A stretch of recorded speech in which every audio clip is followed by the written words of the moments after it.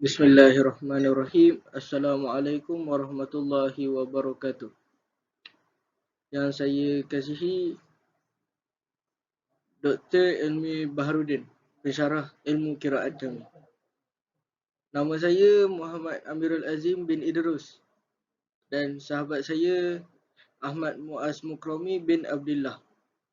Kami akan membincangkan pengenalan ilmu kiraat dan cara bacaan Imam Ibnu Amir.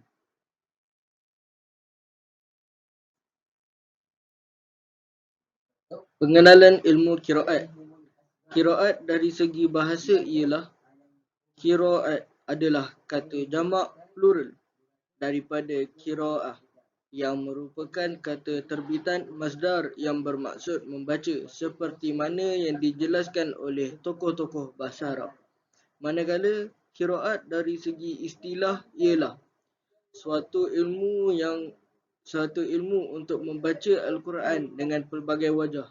Bacaan tersebut bersandarkan kepada imam dan perawi yang menakalkan serta membincangkan riwayat bacaan tersebut. Ilmu mengenai cara-cara melafazkan Al-Quran serta perbezaan bacaannya, sama ada bacaan tersebut disepakati atau dipersilihkan kesahihannya dengan berpandukan imam-imam yang diakui sanadnya sehingga sampai kepada Rasulullah sallallahu alaihi wasallam.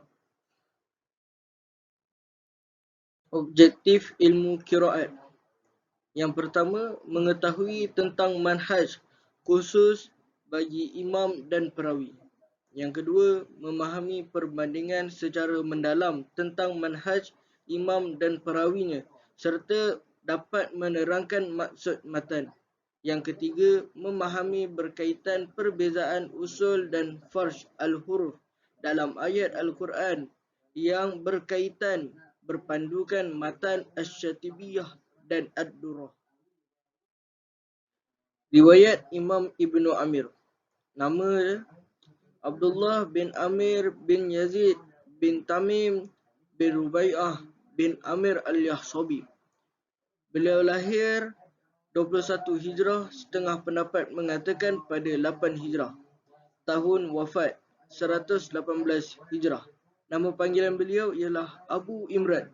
Keistimewaan beliau, imam qiraat dalam masyarakat Syam. Yang kedua, gubernur, gadi dan imam di Damsyik. Yang ketiga, terbaik di kalangan muslimin tabi'in. Anak murid beliau Hisham dan Ibnu Zakwan. Biodata perawinya. Hisham. Nama Hisham bin Umar bin Nasir bin Maisarah al-Silmi al-Damashki. Tahun lahir beliau 153 Hijrah. Tahun wafat beliau 245 Hijrah. Nama panggilan beliau Abu Al-Walid. Keistimewaan beliau ialah imam penduduk Damsyik. Yang kedua, khatib, guru qiraat dan pemidato di Damsyik. Yang ketiga, seorang yang boleh dipercayai, kuat ingatan dan adil. Perawi kedua, Imam Ibnu Zakwan. Nama Abdullah bin Ahmad bin Bashir Ibnu Zakwan bin Amru. Tahun lahir 173 Hijrah. Tahun wafat beliau 242 Hijrah. Nama panggilan beliau Abu Muhammad atau Abu Amru al-Damashki. Keistimewaan beliau, imam yang masyhur dan dipercayai di Syam dan imam Masjid Damashq. Manhaj, cara bacaan Ibnu Amir. Membaca basmalah dan tanpa basmalah, saktah dan wasal antara dua surah, kecuali antara surah Al-Anfal dan surah At-Tawbah. Dalil Asy-Syatibi dalam bab basmalah. Wasil waskutan kulla jalaya hassalah wala nassa kal ahabba wajhuz zakartu. Yang kedua, cara bacaannya menghafazkan alif pada kalimah maliki di dalam surah Al-Fatihah, iaitu Maliki Yaumiddin. Dalil Asy-Syatibi dalam bab Ummul Quran wa Malik Yaumiddin rawihi Nasir. Seterusnya adalah bab mad. Yang pertama, mad wajib muttasil. Ibnu Amir akan membaca pada mad wajib muttasil dengan 4 harakat, iaitu tawassut.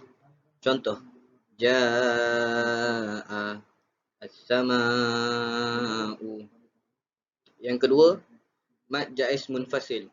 Ibnu Amir akan membaca pada mad jaiz munfasil dengan 4 harakat. Contoh, fi ummiha amrihi ila. Okey, seterusnya bab al-fath dan imalah.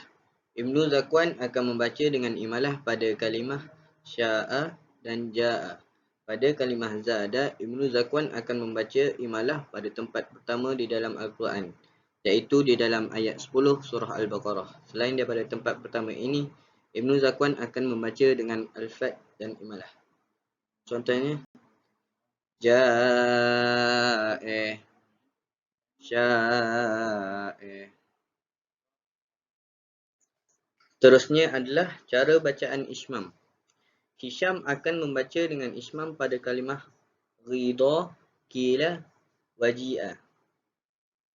Jadinya ismam adalah ridha, qila, waji'a.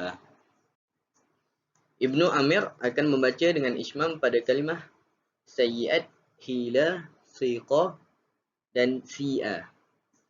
Contohnya, sayyi'at, hila, siqa, si'a.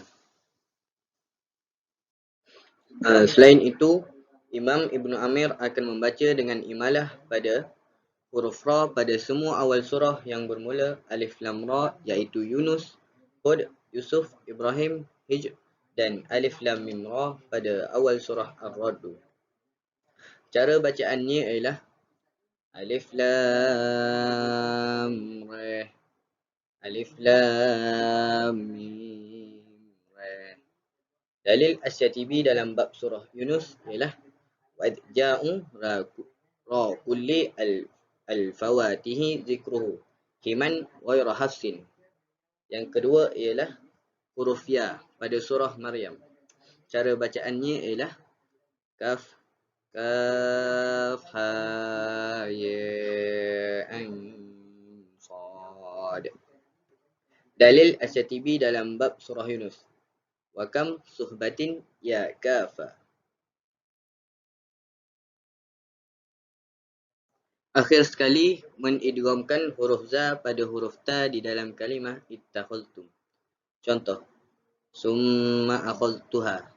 Summa akhadhtuha dibaca dengan summa akhadhtuha. Contoh kedua, la inittakhadhta. Dibaca dengan la inittakhadhta. Itu saja daripada kami membincangkan tentang pengenalan ilmu qiraat dan cara bacaan Imam Ibnu Amir. Sekian, terima kasih.